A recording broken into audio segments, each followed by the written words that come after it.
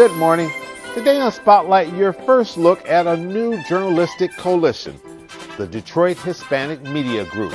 Elias Gutierrez of Latino Press, Maria Hayes of Nuestro Detroit Newspaper, Jose Luis Vesquez of La Explosiva Radio 1480 AM, and Daniela Zamora of La Z Radio 1310 AM. They broadcast to the fastest growing population in Detroit and one of the fastest growing in our region. Why are these friendly competitors joining forces? Stay tuned and we'll tell you. It's Sunday, October the 15th. I'm Chuck Stokes and this is Spotlight.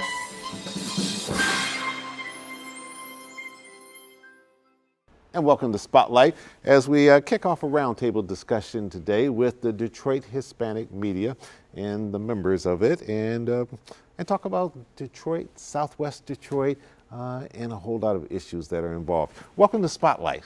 Thank you, Chuck. It's so good having all of you. Thanks. Thank you for having us. It's our pleasure. Elias, I'm going to start with you since you've been here before. Yeah.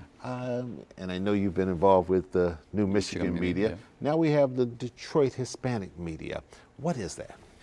Detroit Hispanic Media somewhat target Hispanic, South Detroit or Metro Detroit Hispanic people for working together and many issues coming in the last year.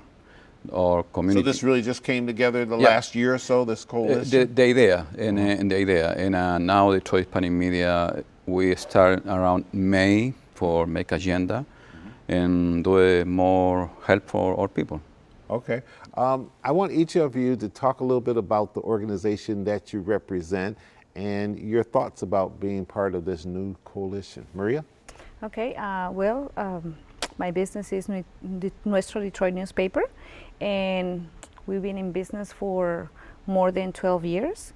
And right now we feel the need to start working together with our media partners, just trying to target some issues that our community is confronting at this time. And your circulation is mainly Southeast Michigan? Yes, we go to different cities. We go to, of course, Southwest Detroit, but we also go downriver. We go to Ypsilanti, to Ann Arbor. That's our. Okay. Jose? Jose Luis Vasquez from La Explosiva, 1480 AM. Yeah, I'm very happy because we all working together to reach all our community in Spanish and to keep everybody really informed about what happened around the United States, you know. All right. Daniela? Hi, Chuck. Thank you. Hi. La Zeta 1310 AM is a 24-hour full signal Spanish program station. We are regional Mexican format, and we do a mixture of all the genres that entail the regional Mexican format, including banda, norteño, corridos. And we also have a nationally recognized morning show. So we reconstructed the towers in 2015 and launched last year. That's the newest addition to the Zamora family brand. My father started the business, and he has owns and operates a few nightclubs and radio stations throughout the U.S. All right, very good. So it's safe to say that all of you were sort of doing your own thing separately and very well, but then said, you know what, there's power in numbers, there's power in partnering together, especially given the fact that there's so many different issues that are particularly affecting the Hispanic community, correct? Sure, yeah. We working good in the community, but together we working stronger. Have a bigger voice. Boys, we looking for more representation and political too, and so we have a plan in the future for doing more things together.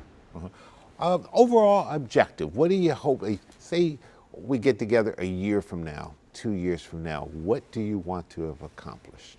Well, to keep everybody real informed about what happened around the country and, you know, the immigration laws and whatever they need about the help to live okay, work and everything, you know. Okay, all right. I think our goal is to work with other nonprofits, you know, local government, just to really distribute the education and the resources that are out there and educate our fellow community members. We've really tried. Everybody has operated independently for many, many years, and we just found that it's the right time to kind of all unite, to set the competition aside. It's never really been done before, uniting all the media outlets, and we really just want to pool our resources together to create a positive impact in our community. Okay, you and Jose are both in radio. Correct. Different radio stations. Correct. But I know enough about the radio, television, and newspaper business to know that there's competition within.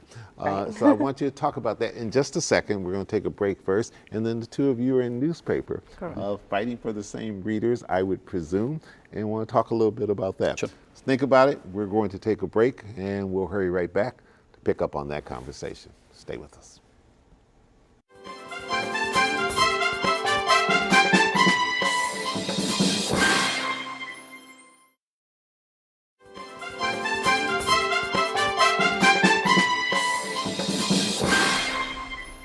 And welcome back to Spotlight, talking with members of the Detroit Hispanic Media. And we're pleasure to have you here.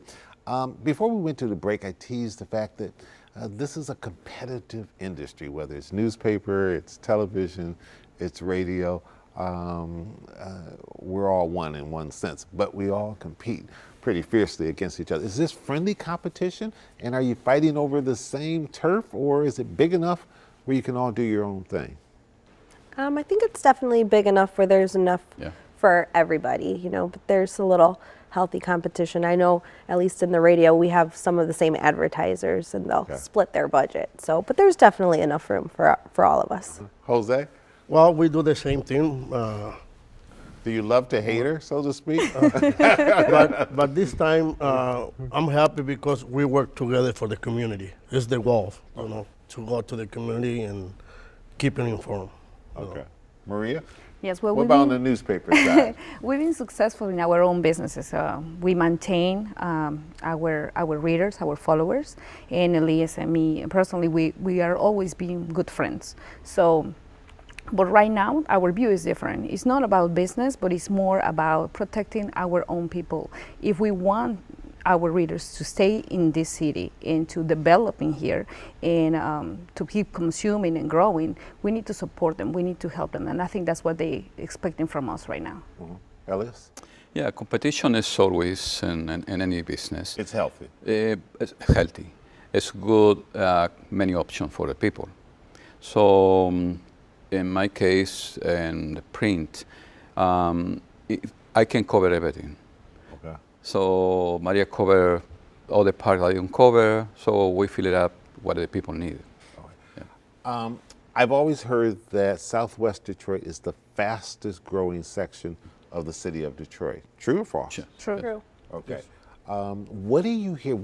If I said to you, what's the number one issue, the number one concern that you're hearing from Southwest Detroit? But let's not just limit it to that, because we know that there are members of the Latino community that live in all different neighborhoods. Yes. What is it? I think that what I can see is a lot of anxiety among us. Why? Because immigration reforms, because the political state right now in the whole nation. Would you all agree that definitely. immigration, the number one issue right now? Absolutely. Definitely. Yeah. Yes. Immigration affecting not only Hispanic community, Arabic community, and another community, Yemeni community. So immigration is national issue now. Jose and Daniela, how is that fear manifesting itself on a day-to-day basis within the community? I mean, I think you see it from a business level. You see that there's less activities. People are, like Maria said, there's a lot of anxiety and fear. There's not as much bustle. On the weekends, you just kind of go out to do, to do what you have to do, but you're not out and about to where we used to see, that everybody was out on the weekends or in the evenings. Is that because people are fearful that they may be picked up by immigration? Absolutely. Yeah. Absolutely. Yeah. We both do it event, Latin event, live music, And we now have like less than 50% people than before. Yeah. Really? Attended. How are you making your voice heard on issues like DACA with the new administration in Washington, as well as Governor Snyder's administration and the legislature in Lansing? Well, Do you call the politicians in? Do you go lobby in Washington and Lansing? Do you talk about it on radio and television? Do editorials, opinions? Sure. Yeah, we're talking with other organizations, nonprofit and government, and we're talking with DJC, for example, collaborative journalists, New Michigan Media, and we start talking with other organizations for working together in this situation. In Michigan, we have many jobs, and we lost many people for, and we need people now for work. So this is one idea is teach the people understand we need this immigrant to stay in this state. We need people in the state. It's many jobs right now, and it's hard for found people now. All right, let's take another break. When we come back, let's pick up talking about jobs because I know enough about the community to know that business is very important to it and all different types of businesses, but we're also a border city, and we want to talk about how that plays into all of this. We'll be right back. Stay with us.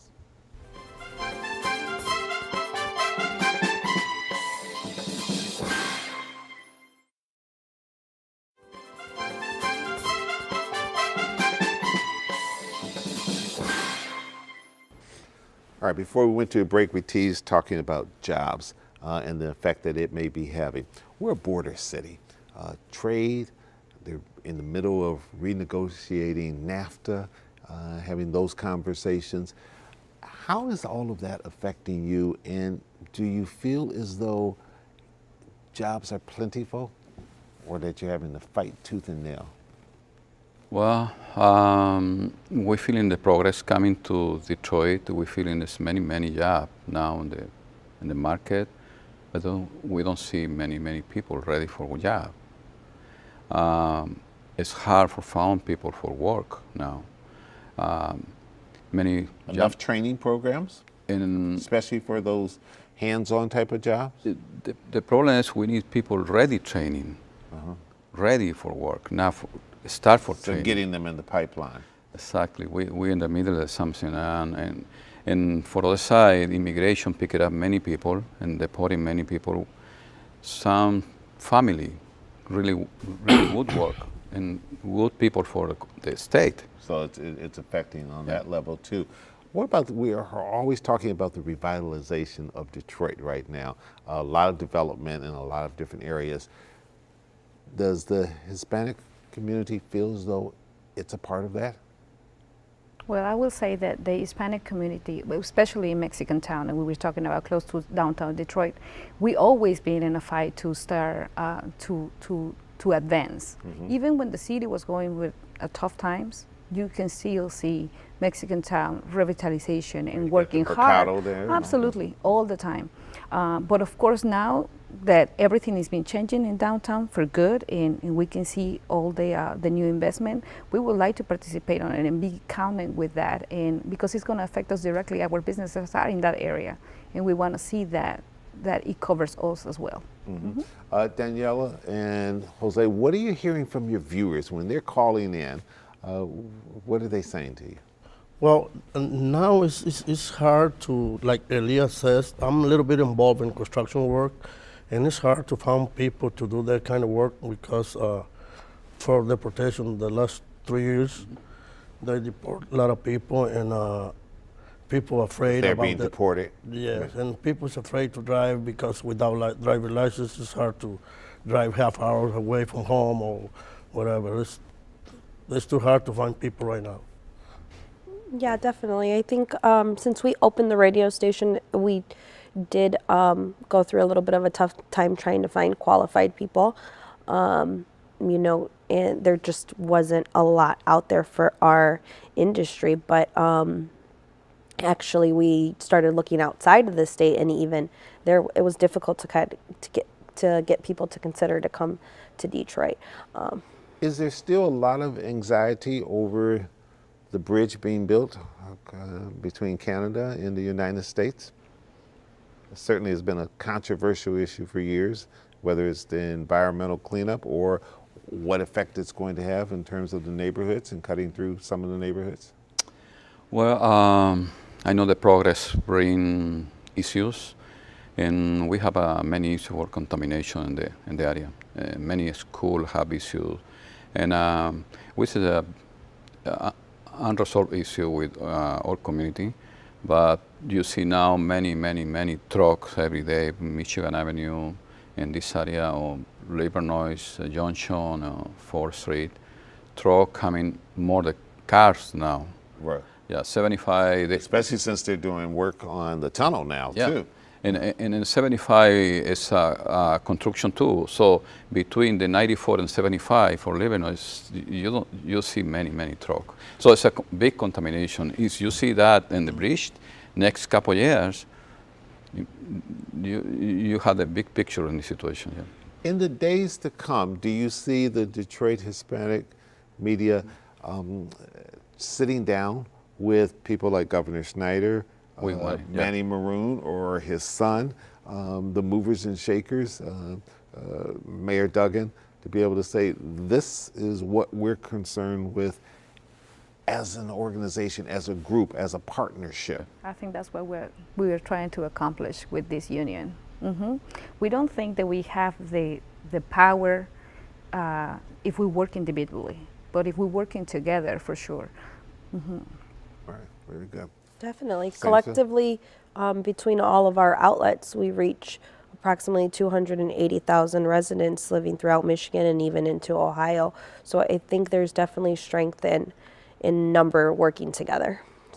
Jose, feel the same? That's true. That's true. Like Maria says, if we work together, we want to be able to reach everybody. Okay, all right. We need to take a quick break. When we come back, I want a quick final segment, and I want to talk a little bit about the wall. We'll be right back. Stay with us.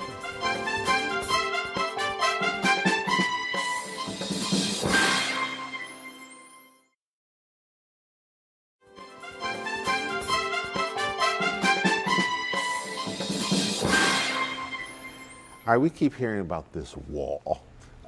Will this wall between the United States and Mexico, will it ever be built? And do you all feel as though that's a good, legitimate issue for the United States and the administration to be discussing? Or is this fake news, or is this preposterous? Just your individual thoughts. What are you hearing? Wow, that's a really sad thought.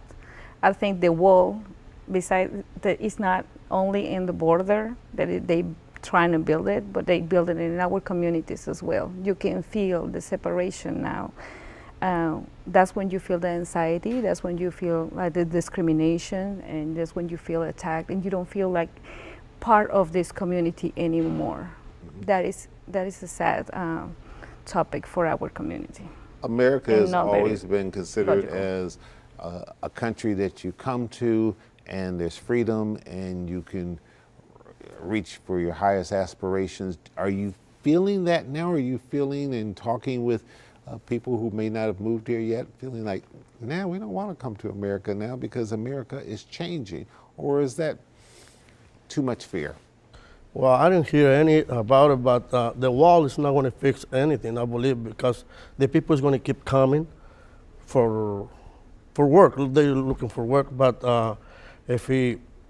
You feel the wall can't stop anybody. Right. But they're right. They have to fix laws about come legal, but this only political about the wall. The wall is not going to fix nothing. They're going to spend money for nothing, you know. Do you, if there is ever a wall built, the full wall, do you see Mexico paying for that wall? No, definitely not. And I don't think it's like they've said, I don't think it's a very realistic solution to the problem. We don't think that it would stop it, and I think it creates more division and it just further furthers this anti-immigrant sentiment that's going on, and it's dividing us instead of, and it goes against what you said, the American dream. People come here for new opportunities. Do you all feel as though America is becoming an increasingly divided America? Definitely. I think all the current events that have gone on reflect that. Elias? Well, the world is only political issue, I said. It's not realistic. I know the senator this week approved 100 million for the war, but 100 million is nothing for the war. But for the other side, the idea of the wall is inside our community right now, how Maria say, we saw different issues in the school between people not like Hispanic people. And so we have other wall inside now, inside our community, and inside other community. Do you feel as though there's a psychological wall going up in America? Exactly, yeah. It's exactly, yeah. Psychology and other things. It's try push the Hispanic people or other immigrant, non-Hispanic people outside for this country. And you say before, this country is the dream for many, many people in the world. It's not perfect, but it's the best place for live, work, and security country. And we're coming for that. We're coming for live in peace and bring to this country the many tools and every other ideas. Maria, I'm going to give you the last word on this. Are you and is the Detroit Hispanic media, are you optimistic about where Detroit and where America may be headed? Well, I think that it's a lot of adversity in just the full country in many topics for us, but I'm optimistic in our association because I think that it makes us proactive and the union and start working. That's what is going to make the difference in this situation. That's the only thing that we can do. All right. Do you all feel as though a year ago, 2 years ago, that this coalition might not have come together, but that things have changed enough in America that it made you all, even though you have your individual businesses, say, we can do that, but we also have to work together as a team? That's right. Definitely. That's right. You know, this is an immigrant country, and if we work together, we're going to keep working. All right, very good. All right. I lied when I said I was going to give you the last word. Jose got the last word. Daniela, Jose, Maria, Elias, thank you so much for joining us today on Thanks for the Spotlight. invitation. Thanks. And we want to thank you at home for joining us. I'm Chuck Stokes. We'll be back next week with more newsmakers in the Spotlight. We hope you have a great week.